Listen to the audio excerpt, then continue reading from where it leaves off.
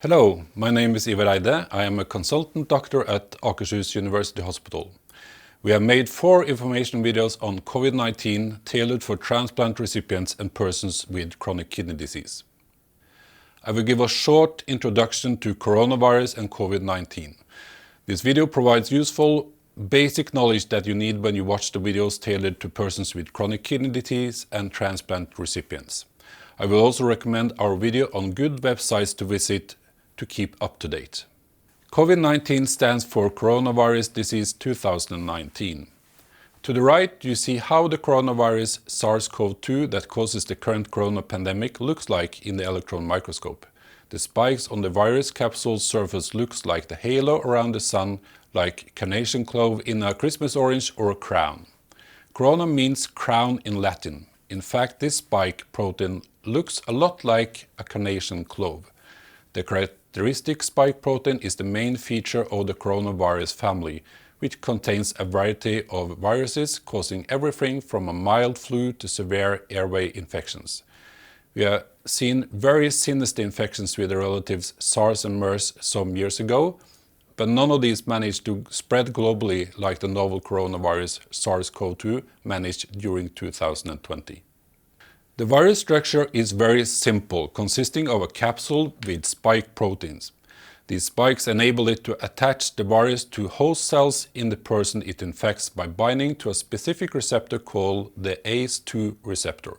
This receptor is found on the surface of many cells in the body, particularly in the airways, but also kidney cells contain a lot of these receptors. Many of you recognize the name ACE, and quite right, these are the receptors that the ACE inhibitors bind to. Our immune defense system can produce antibodies targeted against these spike proteins, and this is an important part of our immune response to a coronavirus infection and to coronavirus vaccines. The virus carries its genetic material as a single thread called RNA. This thread contains the recipe for how the virus is going to make the protein it needs to produce the new virus. When the coronavirus enters our cell, it will exploit our cell machinery to produce virus proteins, make copies of themselves, and with these new virus copies it will infect other cells. It binds to the ACE2 receptor and connects to another host cell membrane receptor called the TMPRSS2, and the virus connects to the receptors and enters the cell together with part of the cell membrane.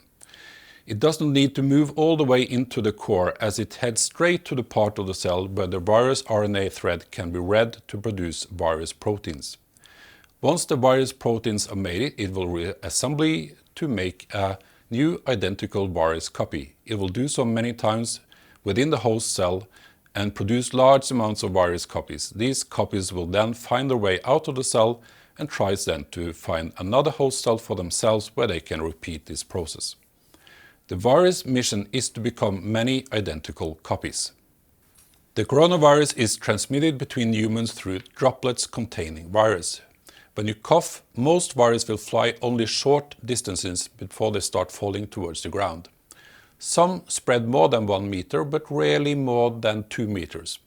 So if you keep a 2-meter distance to other people, it is unlikely that you will catch the virus. Some few viruses will manage to fly a little longer, up to 7 to 8 meters. But we are talking about small amounts of viruses that flies these distances, and the amount of virus that you inhale will be very small and probably not enough to cause infection, not even in immunocompromised persons. We know that the amount of virus you are exposed to matters with regard to disease severity, so keep your distance, also to family members that you fear may have Covid-19. Our immune system is ready to fight infections, and the stormtroopers are the lymphocytes. They come as B-type and 2 T-types. The B cells make antibodies. One line of T cells specializes in killing infected cells. Another line of T cells are good at remembering details about the virus in case we should encounter it later, to be able to launch a much more effective and rapid, precise attack the next time around. The B and T cells talk together to solve their common task. Inside the immune fortress, they have friends waiting like granulocytes and macrophages that can kill virus and infected cells. B cells produce large amounts of antibodies targeted at the virus and can stop the virus by blocking the spike protein with antibodies, so that they cannot use the spikes to enter cells. T cells specialized to kill will find infected cells and then kill them. At the same time, they will stay clear of uninfected cells. The coronavirus enters our body through our eyes, nose and mouth and can produce symptoms from these organs. From there it moves towards the lungs, where it can do much harm. Common symptoms are general symptoms that you will see with infections and symptoms from the upper and lower airways. About half of COVID-19 cases have fever or cough as their debut symptom.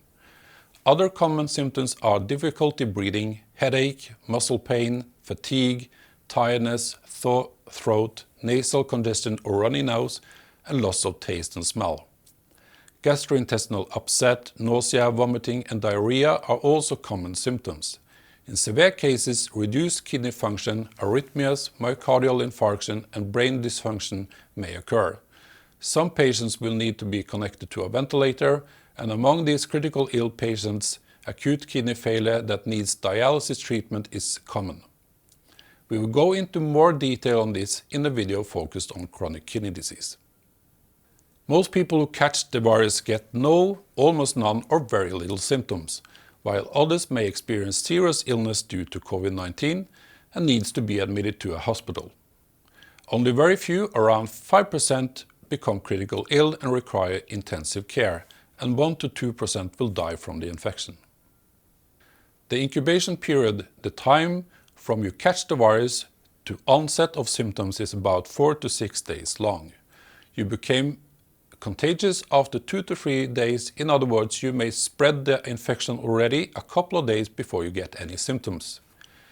It will be possible to detect an immune response towards the virus at this time point before onset of symptoms. And this is why we would like you to take a coronavirus test if you think that you have been exposed to the virus, even if you have no symptoms. For some, it could take 10 days and in rare cases even 14 days before any symptoms occur after catching the virus. Some of those who get the infection also get the coronavirus disease, COVID-19. Most people get no disease or mild disease. Many cases of coronavirus infection will not be detected. The person will not self-quarantine and the disease may spread to other people. Do recall that the purpose of the virus is to become many. The corona relatives SARS and MERS made a mistake when they made all their exposed individuals develop disease. During these outbreaks, large geographical areas was put into quarantine to stop the spread of virus, and eventually the epidemic stopped. They were simply too aggressive. This version of the coronavirus is, however, much more clever and only make a small proportion of infected persons critically ill, and many people will carry the virus around as they experience little or no symptoms. From a virus point of view, this is a cracking combination. Without infection control measures, the virus spread throughout the population with about 4 days interval between time of exposure and spread to the next person. Each infected individual would spread the virus to 2 to 2.5 persons on average. This gives a replication number or R number of at least 2. The R number tells us how many persons you will spread the virus to on average if you catch the virus yourself. Some will infect more and some less people, mostly depending on how many persons he or she is in close contact with. When we introduce infection control measures like isolation of exposed individuals, we stop you from contacting persons outside your household if you catch the virus. Other relatives and close friends of yours should also try to avoid contact with other people because they have been exposed to you. This way, the infection will not spread outside your household.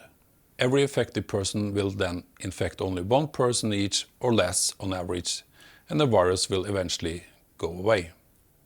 The media is talking about lowering the R number to 1 or even lower to fight the corona pandemic. Now you know why.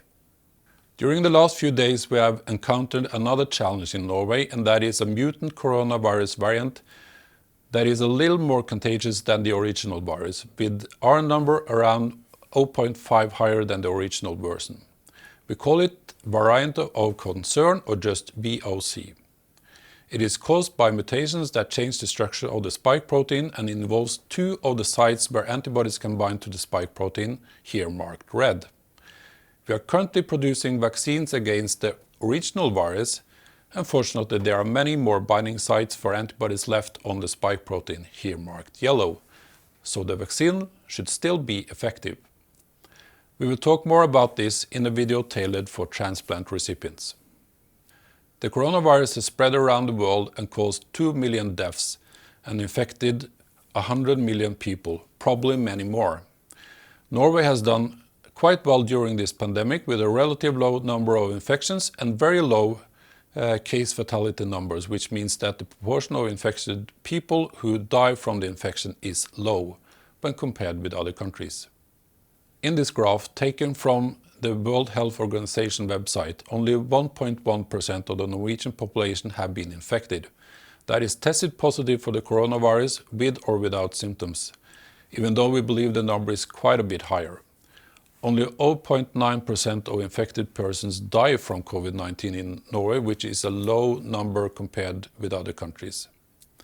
Overall mortality in the Norwegian population has not gone up since the rise of the pandemic, which has led to many deaths in countries like USA, Italy, Great Britain and Sweden. Some of the countries that had many cases to begin with, like China, managed to fight back the virus using strict isolating quarantine. They ended up with few cases relative to the large population, but a high case fatality rate. This was due to lack of knowledge on how to treat these patients best in the early phase of the pandemic. Luckily, we have become better at treating Covid-19 and case fatality rates have dropped. This graph is taken from the World Health Organization website for Norway and Sweden in the recent year. We will address how we treat Covid-19 nowadays in the video tailored for chronic kidney disease. We can fight Covid-19 through protective measures, testing when exposed to the coronavirus and by taking the vaccine. Our B and T lymphocytes would be very grateful if we could bother to do that. Together we can fight this pandemic. We recommend our patients to take the coronavirus vaccine with the exception of pregnant women. A large number of vaccines are developed and some are available. At present, at least 3 vaccines will be made available in Norway.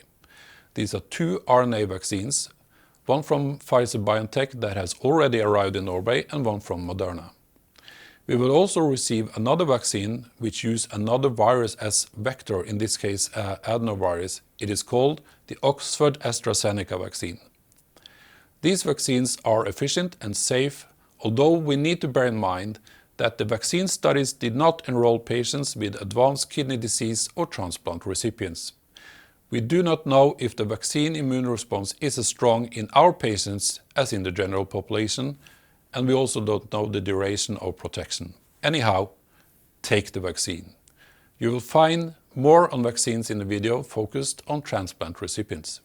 The Norwegian health authorities chose to give priority to older age groups, persons with chronic diseases and selected group of healthcare workers.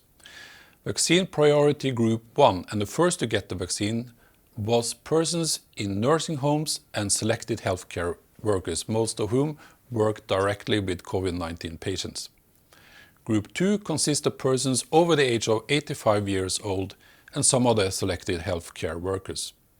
Group 3 is the age group 75 to 84 years. Group 4 is the age group 65 to 74 years, plus adult persons belonging to a Covid-19 high-risk group. That is persons that have a higher likelihood of serious illness during Covid-19 than other persons at their age. This should include organ transplant recipients and chronic kidney disease. Persons with renal disease with abnormal kidney functions, like some patients with glomerulonephritis, should also belong to Group 4. The remaining groups are ranked according to age and other diseases that do not constitute a major risk of severe Covid-19. For more information about the priority groups, visit foi.no.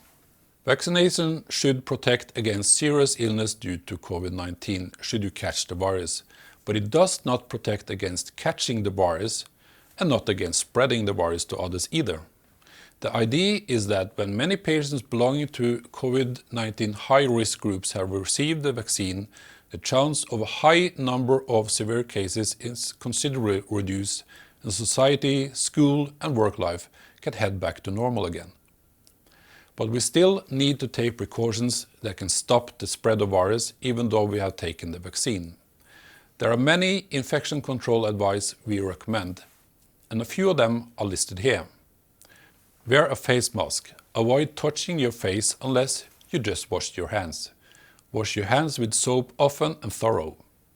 Keep a 2-meter distance whenever possible. Avoid crowds. Use home office or home school if possible. Disinfect surfaces as droplets with virus will land on table and kitchen counters. Take a coronavirus test if you have symptoms or have been exposed to someone with COVID-19. Download the Infection Stop app. Avoid travel that are not necessarily. Especially avoid travel abroad and use telemedicine solutions if possible. Hospitals are not the place to hang out nowadays. And remember to take care of yourself, eat healthy food, exercise regularly, and keep in touch with people you love or like on the phone, on social media. Try to avoid getting lonely. The coronavirus is not a fan of sunlight, which is partly why we see less cases of COVID-19 during summer months. Sunlight is also good for your mental health. The coronavirus spreads more easily indoors, especially when many people gather in narrow spaces. Try to go out instead. Have some fresh air. There is an abundance of information about coronavirus in the world today, and it can simply become too much. The man to the left is Anthony Giddens, and he introduced the terms digidemic and infodemic to describe the surplus of information we experienced during the corona pandemic, where it can be hard to distinguish fact from fake news. This makes it harder for us to do the right choices.